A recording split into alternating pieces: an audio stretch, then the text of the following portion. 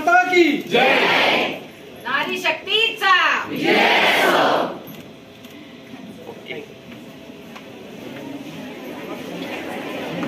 आत्मा Malik multi specialty hospital Kokamthan, Shirdi Kopargaon road, Samruddhi Mahamarg circle जवळ कोपरगाव। मोफत सुविधा एंजिओग्राफी, एंजिओप्लास्टी, बायपास सर्जरी व सर्व प्रकारचे ओपीडी केस पेपर फ्री।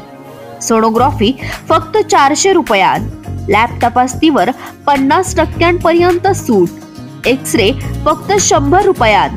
औषधींवर 20% सूट। अधिक माहितीसाठी संपर्क 90 90 91 91 96 73 04 75 56 55। जिद्द, चिकाटी, धाडस हे सर्व गुण स्त्रीमध्ये आहेत। राष्ट्रपती, मुख्यमंत्रीपद ते अर्थमंत्रीपद सांभाळण्याची ताकद प्रत्येक स्त्रीमध्ये आहे। शासनाच्या विविध योजनेतून स्त्रीला सक्षम करण्यासाठी प्रयत्न सुरू आहेत। लाडकी बहीण योजना, आशा सेविका यांना मानधनात वाढ अशा विविध योजना स्त्रीला समृद्ध करत आहेत। बचत गटानं मला आत्मविश्वास दिला, त्यामुळे महिला मंडळ ते विधिमंडळापर्यंत जाता आलं। त्यामुळे माझी सामाजिक बांधिलकी कायम महिलांसोबत आहे। सर्व क्षेत्रात महिलांनी स्वतःला सिद्ध केले आहे, त्यामुळे महिला सक्षम आहेत, असे प्रतिपादन कोपरगाव तालुक्याच्या माजी आमदार स्नेहलता कोल्हे यांनी जागतिक महिला दिनानिमित्ताने केले आहे। कोपरगाव शहरातील Shri Sadguru Gangagir Maharaj science, Gautam arts and Sanjivani commerce college, महिला कल्याण व स्त्री सबलीकरण विभागाच्या वतीने जागतिक महिला दिन कार्यक्रमाचे आयोजन महाविद्यालयाच्या सभागृहात करण्यात आले होते। सदर कार्यक्रमाची सुरुवात कर्मवीर भाऊराव पाटील व रयत माऊली लक्ष्मीबाई पाटील यांच्या प्रतिमा पूजनाने झाली। सदर कार्यक्रमाच्या अध्यक्षस्थानी माजी आमदार स्नेहलता कोल्हे तर प्रमुख पाहुणे म्हणून ॲडव्होकेट पूनम गुजराती, शहर पोलीस निरीक्षक भगवान मथुरे, स्त्रीरोगतज्ञ डॉक्टर मंजुषा गायकवाड हे उपस्थित होते। यावेळी शिक्षण क्षेत्रात सातत्याने कार्यरत राहिलेले स्वर्गवासी शंकररावजी कोल्हे, स्वर्गवासी शंकरराव काळे यांना विनम्र अभिवादन करण्यात आले। यावेळी ताराबाई पवार यांनी पुराच्या पाण्यात वाहून जाणाऱ्या 2 युवकांना वाचवले, त्यांच्या या शौर्याबद्दल आणि सारेगमप लिटिल चॅम्प्स 2023 विजेती गौरी पगारे यांचा मान्यवरांच्या हस्ते सत्कार करण्यात आला आहे। तसेच महाविद्यालयात जागतिक महिला दिनाचे औचित्य साधून संजीवनी युवा प्रतिष्ठान आणि संजीवनी स्वयंसहायता महिला बचत गट यांच्या संयुक्त विद्यमाने महिला आरोग्य सप्ताहाचे आयोजन करण्यात आले असून त्याचे उद्घाटन देखील यावेळी संपन्न झाले आहे। सदर सप्ताहानिमित्ताने doctor Sujit Sonawane, doctor Manjushatai Wagchaure, doctor Vaishnavi Avhad यांचे आरोग्यविषयक मार्गदर्शन लाभणार आहे। दरम्यान सदर कार्यक्रमाचे प्रास्ताविक व स्वागत SSGM कॉलेजचे प्राचार्य डॉक्टर माधव सरोदे यांनी केले, तर सूत्रसंचालन डॉक्टर सीमा दाभाडे, तर आभार डॉक्टर उज्ज्वला भोर यांनी मानले आहेत।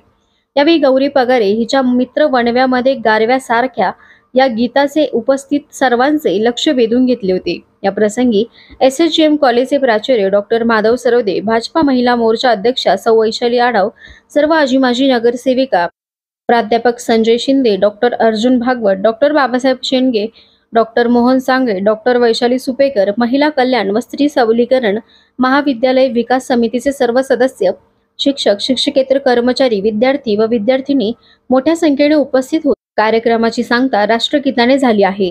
कोपरगाव एक्सप्रेस न्यूज साठी सुनील ससाने, कोपरगाव।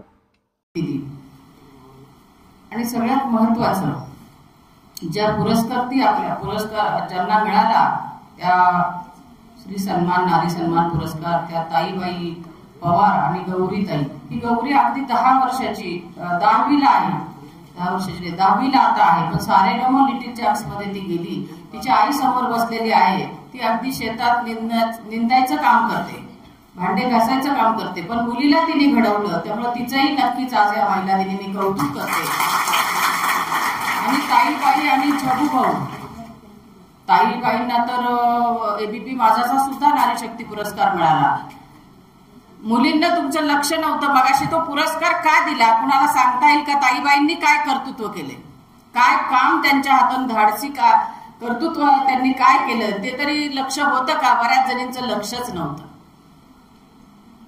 ताईबाईंना पुरस्कार का दिला तर मंजूरच्या नदी पात्रात 3 सख्खे भाऊ बुडून चाललेले होते आणि ताईबाई तिथं शेळ्या चालत होत्या, त्यांचं लक्ष गेलं हे मुलं बुडतायत आणि त्या धावत पळत गेल्या, स्वतःच्या अंगावरची साडी काढली आणि ती साडी मुलांकडे नदीत फेकली आणि त्याच्यातले 2 जीव सख्या भावांचे त्यांना वाचवता आले. अशी ही हिरकणी, अशी ही स्त्री शक्ती, अशी ही नारी शक्ती आहे. आणि मी जेव्हा ताईबाईंना भेटायला गेले तेव्हा अतिशय असं छोटस झोपडं, 5टाची कोपी, समोर बाज, त्या बाजेवर मी बसले. छगू भाऊ तिथं होते. ताईबाईंना त्यांनी साथ दिली मुलं वाचवण्यासाठी. आणि त्या ताईबाई माझ्या गळ्यात घाय मोकळून गळ्यात पडून रडल्या.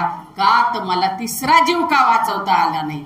2 लेकरं मी वाचवले, त्यांच्या पोटातलं मी पाणी काढलं, पालथं केलं त्यांना. त्याच्यानंतर मी नदी काठाने पळत पळत सुटले. का तर मला कुठं डोकं जरी वर दिसलं तर मी पुन्हा नदीत उडी घेऊन त्या 3ऱ्या भावाला सुद्धा वाचवेन. याला म्हणता स्त्रीचा समर्पण भाव. स्वतःचा जीव धोक्यात घालून. तेव्हा ताईबाई आपल्यापेक्षा खूप मोठ्या आहेत असं मला वाटून गेलं. त्यांना भेटल्यावर आपण फार छोटे आहोत ताईबाई पुढे. तर अशी ही स्त्री शक्ती आहे. म्हणून निश्चित जिद्द, चिकाटी, धाडस सर्व गुण आपल्यात आहे. फक्त स्वतःला आपल्याला ओळखायचं आहे. म्हणून एवढ्या मोठ्या लोकसंख्येच्या देशाच्या राष्ट्रपती एक आदिवासी महिला द्रौपदी मुर्मू आहेत. त्याचबरोबर सलग 3ऱ्यांदा आपल्या अर्थमंत्री ह्या निर्मला सीतारामन आहेत. म्हणजे अर्थ खातं सांभाळण्याची ताकद एका महिलेत आहे. त्याचबरोबर संरक्षण मंत्री होऊन गेल्या, देशाच्या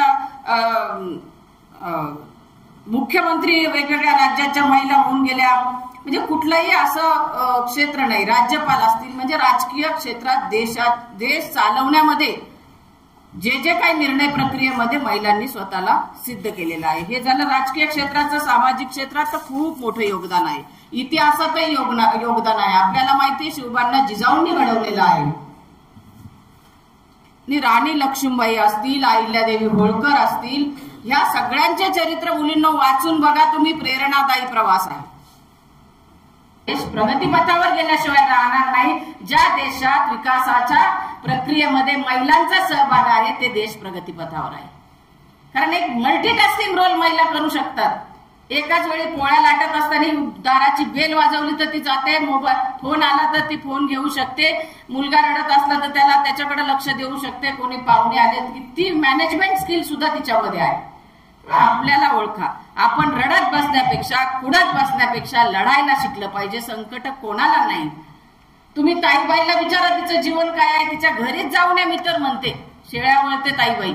संकट कोणाला कमी आहे. त्यावेळेस तर शिक्षणही नव्हतं त्यांना, पण आज तिला पुरस्कार मिळाला. म्हणजे तिच्यात जे काही जास्त गुण असतील तिला त्यांनी त्या गुणाला बाहेर काढलं आणि त्याच्याने तिने स्वतःला सिद्ध केलं आणि समाजात एक ओळख निर्माण झाली. आणि पूर्वी मला आठवतं 25-30 वर्षापासून मी वुमन एम्पॉवरमेंटचं काम करते. त्यावेळी तर परिस्थिती अतिशय खराब होती. माझ्याबरोबर इथे काम करणाऱ्या माझ्या महिला बचत गटाच्या सहकारी आहेत. महिला बचत गट आम्ही निर्माण केले की आर्थिकदृष्ट्या जर स्त्री सक्षम झाली, मुलगी तिच्या हातात 4 पैसे आले तर निश्चित ती सर्वार्थाने ताकदीची होते. आणि म्हणून मुलींना तुम्हाला शिक्षणाची संधी आहे. आमचा काळ थोडा असा होता की पटकन लग्न करून टाका आणि मोकळं व्हा. पण आज परिस्थिती बदलली. तुम्हाला सर्व क्षेत्रात कोणत्याही विषयाचं शिक्षण तुम्ही चांगल्या पद्धतीने घेऊ शकता.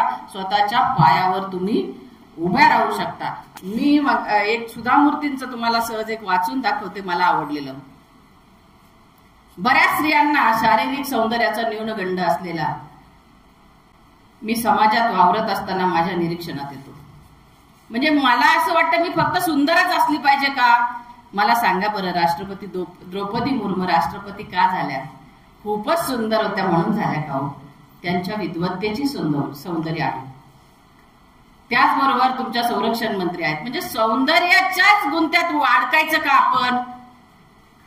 तर म्हणून इथं मला म्हणायचंय, बऱ्याच स्त्रियांना शारीरिक सौंदर्याचा न्यूनगंड असतो. मी समाजात वावरत असताना माझ्या निरीक्षणात येतो. पण खरं सांगू मैत्रिणींनो, कुणाला काय आवडेल किंवा पुरुषांना काय आवडेल याचा विचार करून स्वतःला घडवू नका. त्यांच्या नजरेतून स्वतःचं सौंदर्य तोलणं म्हणजे स्वतःमधील स्त्रीत्वाचं अधःपतन करून घेणं असं मी म्हणते. कोणीतरीच मला छान म्हटलं म्हणजेच मी छान आहे का? तर नाही. सकाळी उठून सडा संमार्जन झाल्यावर स्वतःच्या हाताने काढलेली रेशीम रेषांची रेखीव रांगोळी पाहिलीत ना तर तुम्हाला तुमच्या बोटातील सौंदर्य कळेल. स्वच्छ सुंदर आवरलेलं स्वच्छ स्वयंपाकघर तुम्हाला तुमच्या गृहिणीपणाचं सौंदर्य सांगेल. तुम्ही शिक्षिका असाल तर तुमच्या सौंदर्य फळ्यावर नीटपणे लिहिलेल्या अक्षरात असेल. विषयाचं आकलन झाल्यावर दिसणारे विद्यार्थ्यांचे आनंदी चेहरे ही तुमची सुंदरता आहे. सौंदर्य कपड्यात नाही, कामात आहे. सौंदर्य नटण्यात नाही, विचारांमध्ये आहे. सौंदर्य भापक्यात नाही, साधेपणात आहे. सौंदर्य बाहेर कशात नाही तर मनात आहे. आपण करत असलेलं प्रत्येक काम म्हणजे सौंदर्याचं सादरीकरण आहे. आपल्याला आपल्या कृतीतून सौंदर्याची निर्मिती करता आली पाहिजे. प्रेमानं बोलणं म्हणजे सुद्धा सुंदरता आहे. आपलं मत योग्य रीतीने व्यक्त करता येणं म्हणजे सुद्धा सुंदरता आहे. नको असलेल्या गोष्टींना ठामपणे नकार देता येण्याची हिंमत म्हणजे सुद्धा सुंदरता आहे. दुसऱ्याला समजून घेणं म्हणजे सुद्धा सुंदरता आहे. आपल्या वर्तनातून विचारांमधून आपलं सौंदर्य बाहेर आलं पाहिजे. हाती आलेला प्रत्येक क्षण रसरशीतपणे जगण्यात सुद्धा सुंदरता आहे. आपण करीत असलेल्या कामात कौशल्य प्राप्त झालं की आपोआपच आत्मविश्वास वाढतो.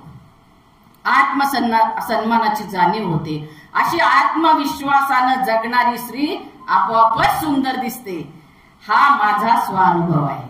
मला ताईबाई खूप सुंदर दिसते कारण तिच्यामध्ये प्रचंड आत्मविश्वास आहे आणि ती आत्मनिर्भर स्त्री आहे. इंदिरा गांधीचं सौंदर्य निर्णय क्षमतेत होतं.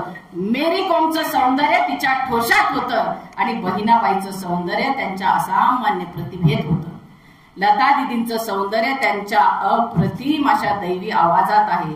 वेळ प्रसंगी या सर्व जणींची आठवणच आपलं जगणं सुंदर करायला मदत करेल. आपण जशा जन्माला आलो आहोत तशा सुंदरच आहोत. ही कुणगाट मनाशी बांधून टाकली की सौंदर्याकरता दुसऱ्या कुणाच्या पावतीची आपल्याला गरज पडत नाही. अवघं विश्व आपल्याला सुंदर भासतं असं या निमित्ताने मला सांगायचं आहे. प्रत्येक स्त्रीला वाटतं मी काहीतरी ठीक आहे टापटीप राहिलंच पाहिजे. स्त्रियांना छान राहावं वाटतं आणि स्त्रिया आहेत म्हणून मी तर म्हणते मी एखाद्या लग्नाला गेले की मला छान वाटतं की एक असा रंगीबेरंगी भाग इकडे बसलेला दिसतो, इकडे पांढरे शुभ्र कपड्यामध्ये पुरुष माणसं दिसतात. मी म्हणते यांच्यामुळे या लग्नाला शोभा आली. तर छान दिसणं छान राहणं हे आपला आत्मविश्वास वाढवण्यासाठी आहे. पण म्हणून मी अशीच पाहिजे होते म्हणजे मी भारी दिसले असते अजिबात नाही. तुम्ही जे काम करता, जे ताकदीने करता, आत्मविश्वासाने करता, हिमतीने करता आणि जेवढा तुमच्यात जास्त आत्मविश्वास तेवढा तुम्ही खूप सुंदर आहात. त्याच्यामुळे गोरेपणा, काळेपणा, केस मोठे छोटे ह्या सौंदर्याच्या भानगडीत पडूच नका असं मला तुम्हाला सांगायचंय. आणि म्हणून आजच्या या जागतिक महिला दिनाच्या निमित्ताने मला आज तुमच्याशी संवाद साधता आला की मानसिक आरोग्य, शारीरिक आरोग्य दोन्ही आपल्यासाठी गरजेचं आहे. बाईपणाचे आज माझ्या कौतुक तुम्ही करणे नको. बाईपणाचे आज माझ्या कौतुक तुम्ही करणे नको. कर्तृत्वाचे आज माझ्या वजन तुम्ही तोडणे नको. भरारीची आज माझ्या झेप तुम्ही मोजणे नको. आज पुढचेच मला तुमचे डोक्यावर घेऊन नाचणे नको. नकोय उगवलं माझ्या स्त्री आत्मशक्तीचा. नकोय आरक्षणाचा राखीव नियम तो सक्तीचा. बाईपण माझे तुमचे मला जपणे नको. अबला सबला इत्यादी चिकटलेली विशेषणे नको. उंच उत्तुंग भरारीला बाईपणाची शिडी नको. अमर्याद कर्तृत्वाच्या पायी बाईपणाची वेळी नको. उमलू दे फुलू दे नैसर्गिकच. संकरित कर्मी फुलणे नको. आत फुलताना मन धरून एरवी ते मन मारून फुलणे नको. आज मखरास असताना रोजचे अडगळीत चढणे नको. आज मुक्त वावरताना भर रस्त्यात उद्या अडणे नको. महिला दिनी सलाम ठोकून वर्षभर उत्ते काढणे नको. आजच्या पुरते पाय धरून वर्षभर पाय ओढणे नको. पुरुष दिन केला का साजरा कधी मग महिला दिनाची मस्ती नको. मग माणूस म्हणूनच जगू द्या. माणूस म्हणूनच जगू द्या. फक्त एकाच दिवसापुरती पोचपावती नको. एकाच